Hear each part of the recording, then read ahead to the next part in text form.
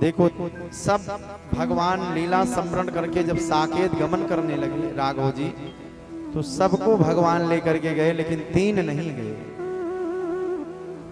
3 4 ये यही रह गए। हनुमान जी महाराज नहीं गए, हनुमान जी महाराज नहीं गए, विभीषण जी नहीं गए क्योंकि लंकाधिपति बन गए,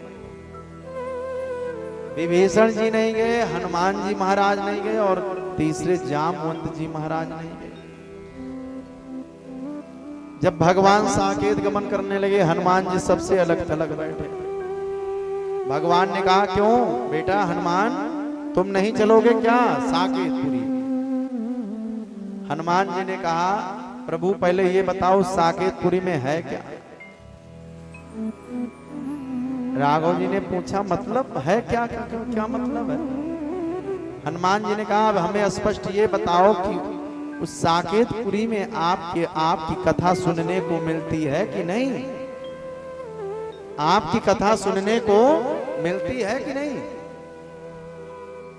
राघव जी ने कहा, मेरी कथा वहां कैसे सुनने को मिलेगी? वहां पर तो मैं स्वयं होता हूं, मेरा दर्शन होता है, आते जाते उठते बैठते मेरा दर्शन कर सकते हो, वहां मेरी कथा सुनने को नहीं मिलती। भगवान की कथा तो इसी धरा मंडल पर ही मिलने वाली है, उसमें भी इस भारत भूमि में मिलने वाली है। विशेषकर हनुमान जी ने कहा, यदि आपकी कथा वहां नहीं मिलती तो हम चलने वाले नहीं हैं, क्योंकि हनुमान जी कौन है? हरि राम चरित सुन बेको रसिया, राम चरित सुन बेको रसिया, राम चरित सुन बेको रसिया, राम चरित सुन बेको रसिया, राम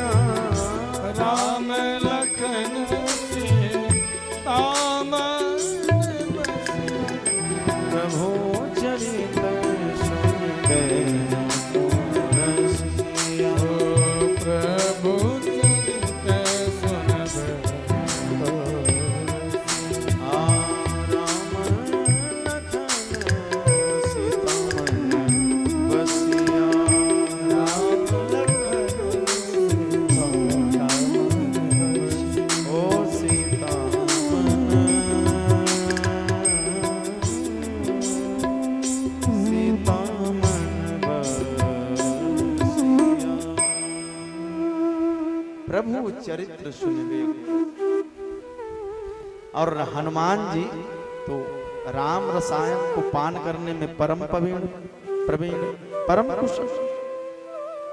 यत्र यत्र रघुनाथ कीर्तनम तत्र तत्र कृतमस्तकांजलि, वाष्पवारि परिपूर्ण लोचनम मारुतिम नमत राक्षसांतकम्। हनुमान जी महाराज राम कथा सुनने में परम प्रवीण परम कुशल श्रोता है। देखो हनुमान जी महाराज श्रोता भी हैं और वक्ता भी। हनुमान जी महाराज श्रोता भी हैं और वक्ता भी। श्रोता भी उच्च कोटि के और वक्ता भी उच्च कोटि। श्रोता भी और वक्ता भी दोनों, क्योंकि ऐसी प्रभु श्री राघव की कृपा है जीवन में। हनुमान जी की कुछ भी जीवन में उनकी कठिन कार्य है ही नहीं जो हो न सके। दुर्गम काज जगत के जेते। हनुमान जी दुर्गम काज जगत के जेते। जो दुर्गम काज होता है, सबसे कठिन कार्य जगत के जेते, सुगम अनुग्रह तुम्हारे थे। वो सुगमता से हासिल कर लेते हैं, मानो उस कार्य को सफलता पूर्वक निर्विघ्नता पूर्वक सफल। किसकी कृपा से? सुगम अनुग्रह तुम्हारे देते हैं, राघव जी की अनुग्रह से। लेकिन देखो जीवन में ये सब तभी संभव है जब हमारे जीवन में सरलता सहजता। हनुमान जी जैसा तो सरल सहज कोई हो ही नहीं सकता।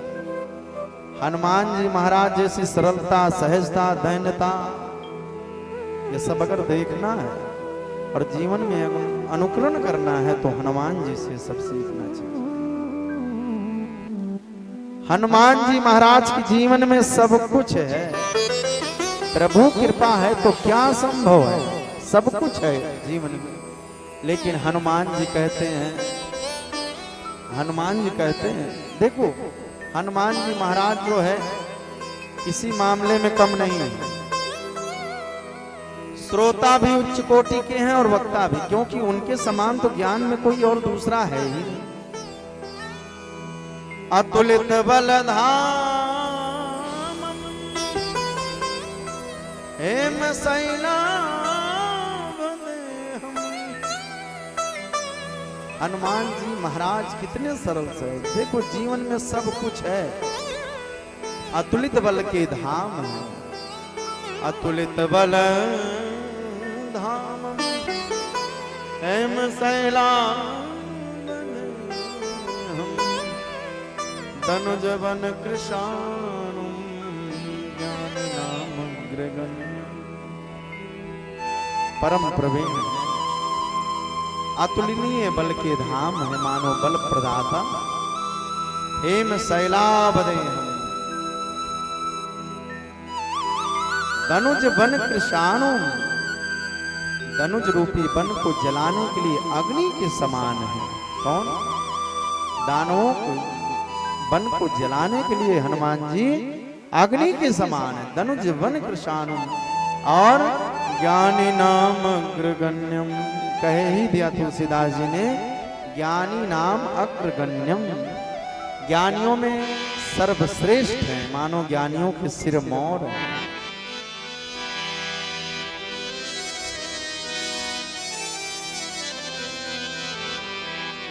ज्ञानी नाम अग्रगण्यम। अंत में बाबा गोस्वामी तुलसीदास जी इतने गुण गिनाए, अंत में फिर कहना ही पड़ गया बाबा गोस्वामी तुलसीदास जी को, क्या कि सकल गुण निधानम, सकल गुण निधानम। अंत में बाबा गोस्वामी तुलसीदास जी बोल ही दिए कि सकल गुणों के निधान, निधि है, मानो खजाना है। सकल गुण निधानम वानराणामधीशम रघुपति प्रिय भगतम।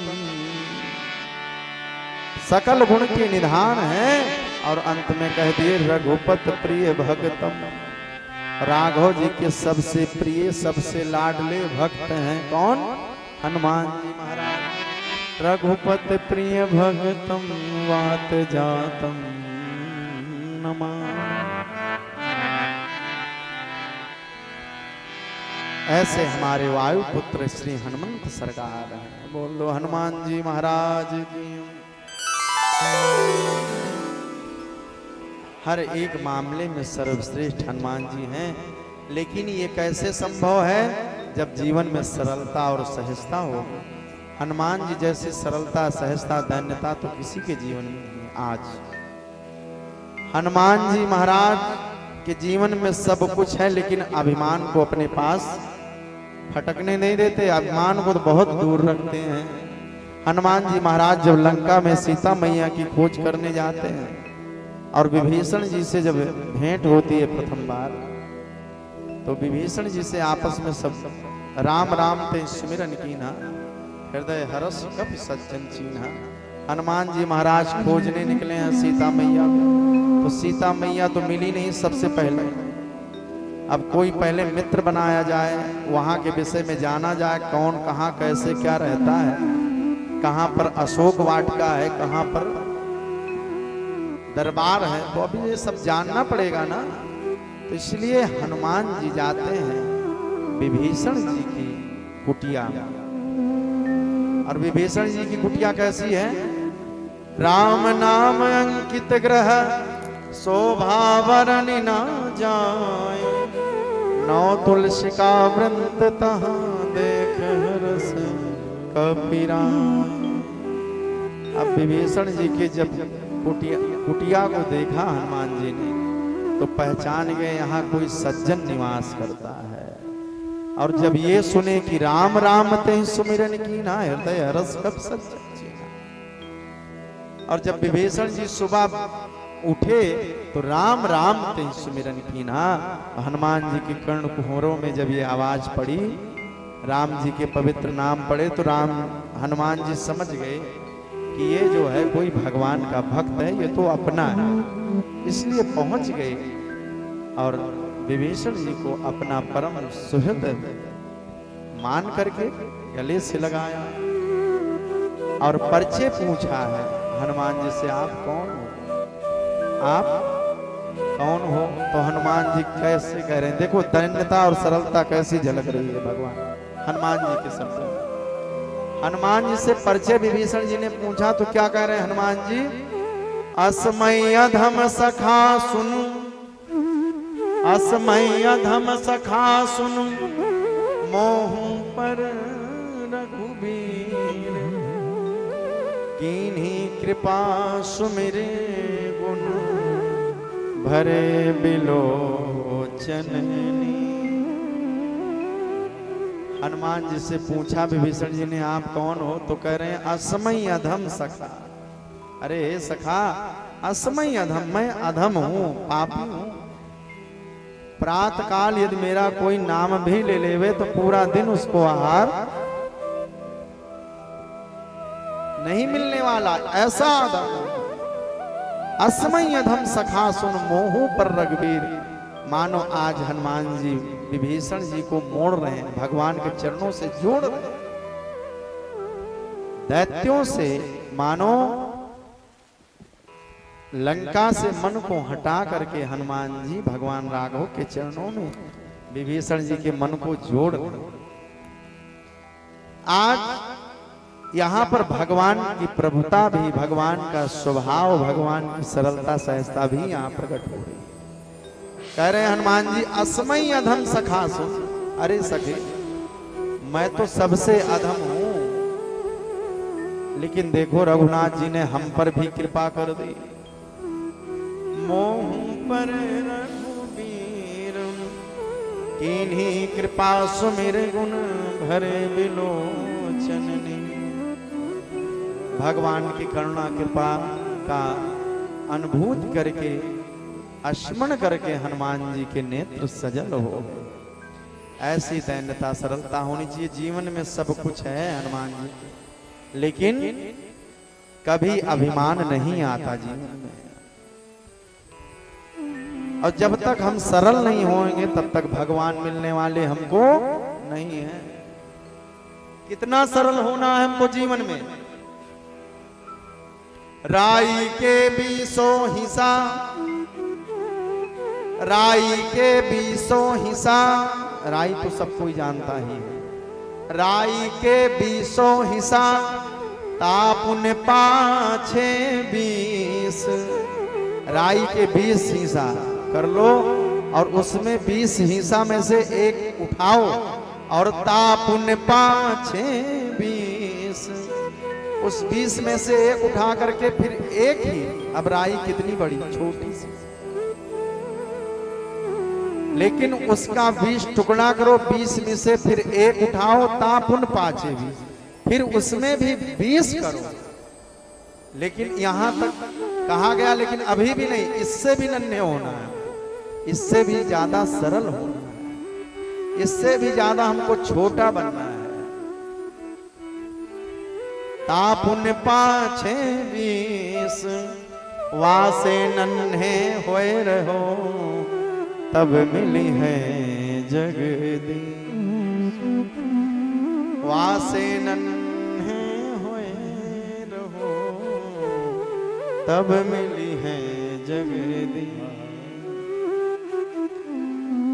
इससे भी छोटा होना है तो हनुमान जी महाराज से ही हमको जो है शिक्षा लेना चाहिए। दैन्यता, सरलता, सहजता। एक बार क्या हुआ, हनुमान जी महाराज, देखो हनुमान जी महाराज के जीवन में कोई कामना है नहीं, और दूसरा जीवन में उनके एक ही लोभ है, वो है भगवान नाम स्मरण, भगवान नाम सेवा। हनुमान जी सोचते हैं कितना स्मरण, कितना भजन कर लूं, कितनी सेवा ठाकुर की, यही एक जीवन में उनके इच्छा है, बस और कोई इच्छा नहीं है। भगवान जब लंका पर विजय प्राप्त करके पुष्पक विमान में बैठ करके भगवान राघव अयोध्यापुरी पधारे, अयोध्यापुरी जब प्रभु पधारे तो अयोध्यापुरी में राघव जी के साथ में भगवान के जितने सेवक गण थे सब आए, जो लंका पर विजय प्राप्त करने मानो सहयोग करने भगवान का गए। यहां तक विभीषण जी भी आए, विभीषण जी आए, अंगद जी आए, हनुमान जी आए, सब आए, ये सब आए, लेकिन भगवान ने, देखो भगवान की अगर इन सब ने सेवा की है तो कुछ ना कुछ सबने लिया। भगवान प्रसन्न हो गए, आसन जमा करके बैठे और बोले कि बताओ अब क्या तुम सब चाहते हो। तो किसी ने लंका का राज मांगा, अंगद ने भी जो कुछ मांगना था उन्होंने भी मांगा, विभीषण जी को मिल ही गया लंका का राज, जिसको जो चाह रहा था सबने सब कुछ मांग लिया। लेकिन हनुमान जी महाराज सबसे किनारे अलग थलग बैठे, हनुमान जी महाराज सबसे किनारे बैठे। लेकिन जब हनुमान जी को भगवान ने देखा, राघव जी ने, तो हनुमान जी को आवाज दी, क्यों तुमको कुछ नहीं चाहिए क्या? हनुमान जी ने कहा प्रभु हमको कुछ नहीं चाहिए।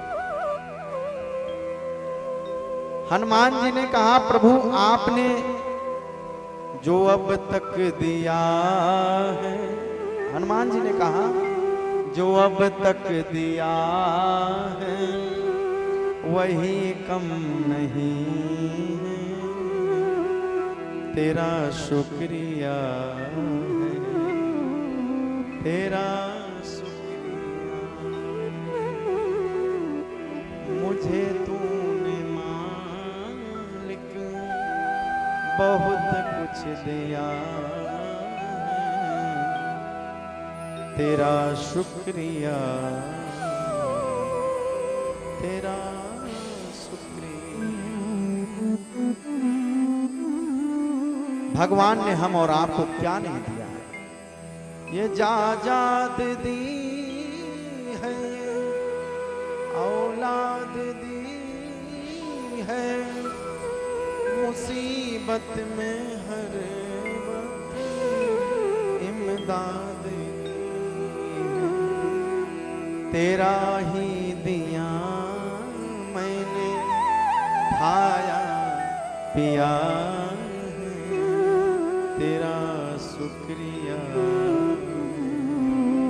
तेरा शुक्रिया, ओ तेरा शुक्रिया, तेरा शुक्रिया। हनुमान जी ने कहा प्रभु जो अब तक आपने दिया वो कम थोड़ी है।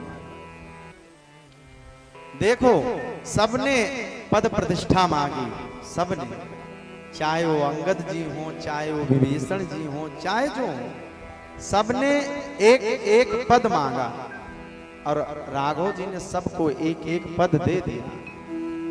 और हनुमान जी से जब राघव जी ने कहा कि तुम भी कोई पद चाहते हो तो मांग लो। हनुमान जी आए और चरणों में बैठ गए, चरणों को पकड़ लिए। अरे प्रभु, हनुमान जी ने कहा हमें इस पद को प्राप्त करने के बाद अब दूसरे पद की कोई आवश्यकता नहीं। हनुमान जी ने कहा प्रभु आपने विभीषण जी को, अंगद जी को, जो भी हैं सबको क्या दिए, एक एक पद दिया है आप। किसी को लंकाधिपति बनाया,